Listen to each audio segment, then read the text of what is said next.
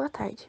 Eu, a Clara e o Gerson, vamos apresentar o trabalho de determinação de alfa-tocoferol em alho irradiado.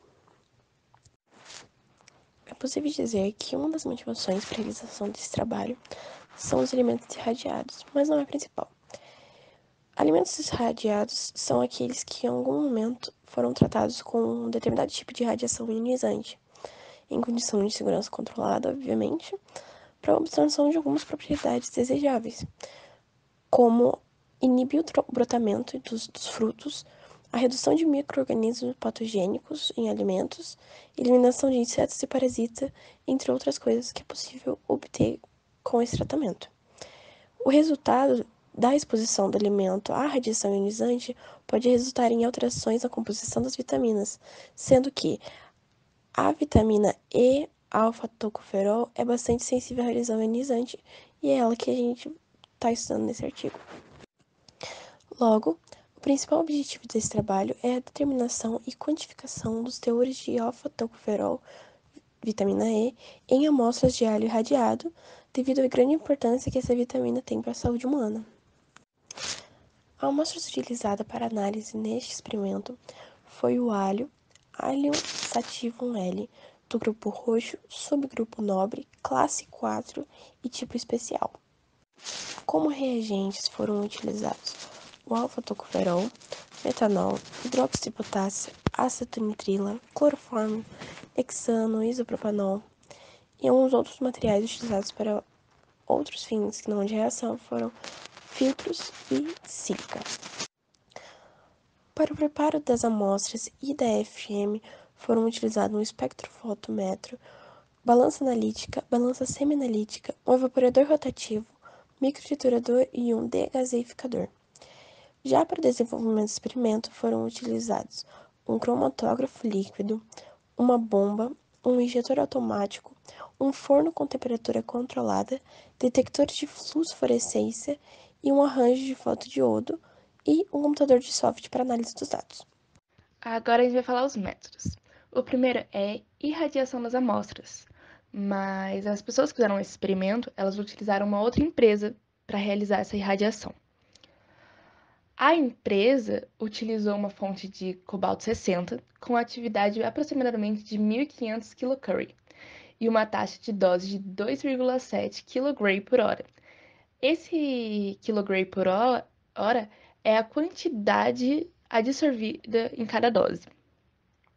As doses utilizadas das amostras para que seja realizada a análise do alfa-tocoferol foram as 0,75, 100, 150, 200 e 250 Gray. Essas amostras foram processadas cada uma em 2 embalagens de sacos plásticos e mantida a temperatura ambiente. Agora, outro método que foi utilizado seria a determinação do alfa-tocoferol, só que ele foi dividido em 3 partes. O primeiro delas foi a saponificação. Agora, antes da saponificação, os alhos foram descascados com facas e triturados em liquidificador. Ambos utilizando, tipo, os equipamentos que a gente tem em casa, sabe? Não foi nada industrial. Foram pesados cerca de 5 gramas de amostra, que foram colocadas em solução em hidróxido de potássio metanólico, em uma proporção de 15% de massa por volume. Essa mistura permaneceu uma noite inteira no escuro sob a atmosfera de nitrogênio, e só após esse tempo que foi transferida para um funil de separação. Nesse funil, sendo adicionado cerca de 50 ml de éter etílico, ficando em repouso por 5 minutos para completar a separação de fases. A fase inferior ficou a solução metanólica, que foi recolhida, e essa etapa de extração foi repetida 2 vezes com um tempo de agitação de 10 minutos cada uma. Os extratos etéreos foram combinados e lavados com água destilada, até a remoção da água residual.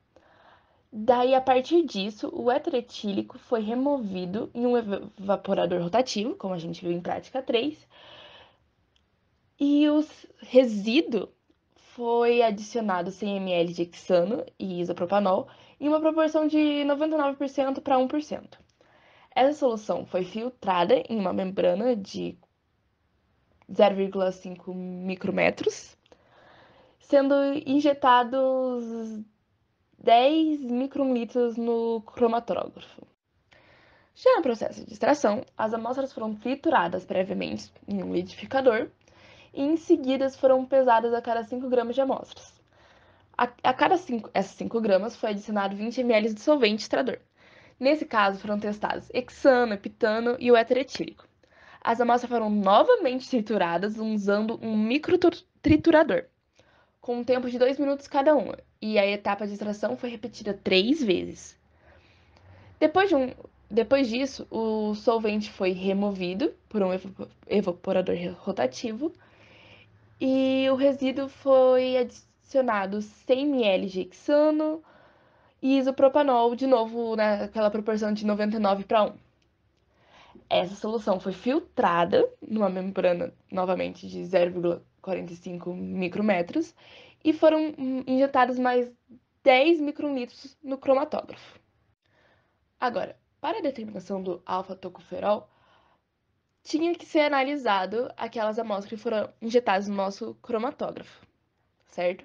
E para isso a gente tem que entender as condições cromatográficas que foram utilizadas, né? Nesse caso, foram testadas duas para ver qual seria mais eficiente, sendo elas a fase reversa e a normal. O método de fase reversa utilizou um sistema isocrático e usou uma coluna que teve como fase móvel uma composição de acetonitrila, metanol, clorofórmio em uma proporção de 47%, 47% e 6%, que teve uma vazão de 1,5 ml por minuto. Foi utilizado também um detector UV com um lambda de 292 nanômetros, que conseguia fazer a determinação da vitamina.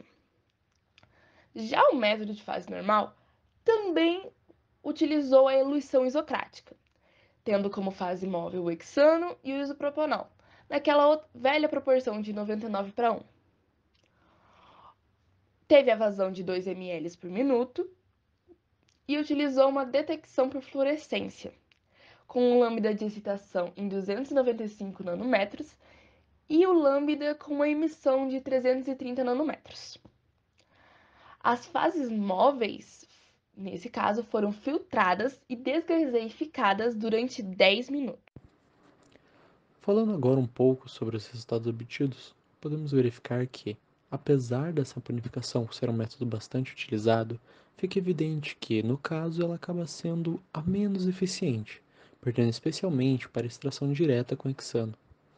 Para essa primeira análise, não verificou-se a influência da radiação, pois o objetivo era verificar a melhor modo de extração. Outro ponto a se observar é que para fazer a recuperação do alfa-tocoferol estudado, a simples adição do padrão ao solvente já nos dava 95,3% de recuperação. Observando os gráficos ou cromatográficos obtidos dos testes, com fase reversa e fase normal, podemos ver claramente que se tem uma melhora na análise em fase normal, pois os gráficos apresentam melhor separação em um curto tempo de retenção, se aproximando mais do padrão. Agora, finalmente falando sobre os efeitos da irradiação, podemos observar no gráfico a quantidade de radiação ionizante absorvida pelo alho, e que a relação entre a quantidade de tocoferol não sofre nenhuma alteração significativa quando a dose é de 65 Gray, ou seja, o alimento não tem perda nenhuma por esse processo.